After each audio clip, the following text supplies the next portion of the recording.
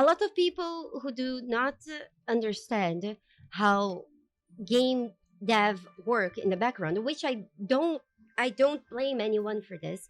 It's playing games and making games, it's a very different thing. That's why, like, for example, a lot of times people who make games are quite bad at their games, but yet they make amazing games. so so the thing about cut content is that every game ever will have cut content. So cut content can happen in very different forms of content. Sometimes people run out of money and run out of time and they just cut corners. However, a lot of times things happen in a different way.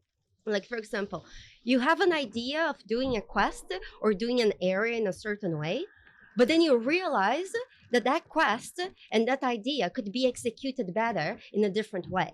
So you cut that content that you were working previously to work on it in a different way.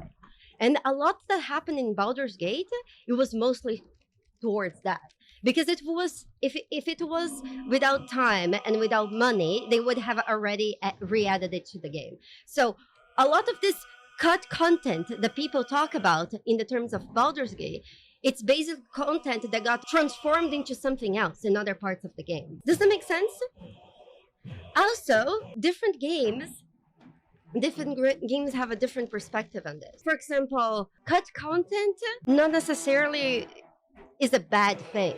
Sometimes it's just content that when they went also through testing and all this, it just didn't hit the way that they wanted. It didn't, maybe it was just not good for their standards, you know? So cut content is not always bad. In some cases, like, for example, I've seen some devs themselves tell me to use some content restoration because sometimes it was just running out of time. Usually those happens when a dev company and the publisher are different entities, because the publisher is investing in that game and at some point there is a deadline and you need to release that game. In the case of Larian's publishing their own game, and Sven wants to make the games fun and best as possible. So in the case of Larian and the existence of Larian, cut content, like people mentioned, just it's not a thing. Again, it's just content that they had an idea and then they found a better way to do it and they did it somewhere else. Or, like, for example, published by a different company. And different companies deal with this because usually a lot of times the publisher is the one that's paying, like, the salary for the devs and all this. Publishing and actually making games are two very different categories that a lot of people mix them together, which is very easy to do because even the relationship between different publishers and game devs can be very different. In the case of Baldur's Gate, I don't think Baldur's Gate has a single cut content there. And there is also another very important thing. You know how you play Baldur's Gate and how you enjoy the game?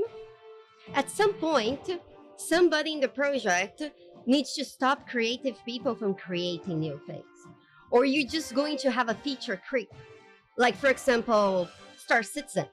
Or some would say Scam Citizen. It's a game that's on production for God knows when, and it's probably never going to finish because they just keep adding and adding and adding and adding. So at some point, usually a person that is called the executive producer. In the case of Larian, that's Sven, even though that's not actually his title. So different game devs, they have different titles for people who do different things. Because, you know, when you're studying arts,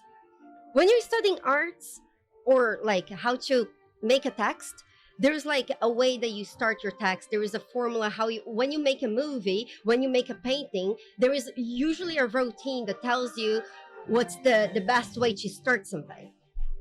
Games is such a new art form that there is nothing like this. There is no process set in stone as the best way to start making a game. So different game companies, they do that in very, very different ways. So sometimes even the titles within a game company can vary a little bit. So usually the title that's called executive producer, they will be overseeing the project that's the game, and they will decide when the game has enough features and when the game is good enough to start wrapping things up. What does wrapping things up mean? It's kind of what Stalker 2 really lacks. You know how Stalker 2 is a really good game that has lots of cool mechanics, but it lacks a lot of polish? There is bugs and there is things everywhere that are happening. That's what Stalker 2 was missing. That's what they didn't have time to do. It's a point where you stop creating new features, you stop creating new classes, you stop creating new stuff, and you just polish everything that you have. You make sure that your game runs well. You make sure that the mechanics that you have within the game, they're the best they can be. Does it make sense? Somebody needs to put a stop point into the people creating the game, or those people would create forever. And every game would be like Star Citizen. And it would never be released, and we would have a lot less games to play. Usually the bad guy is the guy that gets the games to us. Again, I really, really love video games. I have been playing video games and interacting with video games all my life. Since I'm like 3 years old, maybe even younger. I don't remember any before 3. So I also took a lot of interest in how games were made.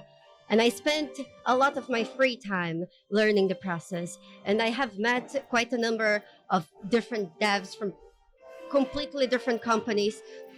And every now and then, when I don't know something, I ask them. Because then it makes me... It's better to criticize something when you understand a little bit about the background process of that.